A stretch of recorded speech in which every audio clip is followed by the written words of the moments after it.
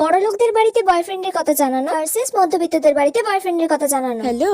কি বেবি, কার সাথে কথা বলছো? আরে না না, কেউ না, আমার ফ্রেন্ড হয়। বন্ধু? না গো মম, কেউ নয়। বড় হয়ে গেলে তো মা আর মেয়ে বন্ধু হয়ে যায়। আসলে মম, ওর নাম রাহুল। ওর বাবার ছটা কোম্পানি আছে আর 6টা ইম্পোর্টেড কারও আছে। তাই তুমি এই কথাটা বলতে আমাকে এত হেজিটেট করছিলে? ঠিক আছে, তাহলে একদিন আমার সাথে দেখা করাও তাকে। ওকে মম। হ্যালো।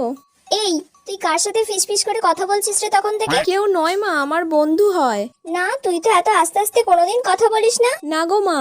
কিছু হলে বল না, বড় হয়ে গেলে মা আর মেয়ে তো বন্ধু হয়ে যায়। তুমি বাবাকে কিছু বলবে না তো? আচ্ছা, তোর বাবাকে আমি বলবো না। আমি ওই পাড়ার পল্টুকে খুব ভালোবাসি। ওই পাড়ার ওই ভ্যানোলার ছেলে পল্টুর সাথে তুমি প্রেম করছো? আজকেই আমি তোর বাবাকে বলবো। কলেজ যাওয়া তোর আমি বন্ধ করে দেবো, দাঁড়া। তুমি যে বললে বাবাকে কিছু বলবে না।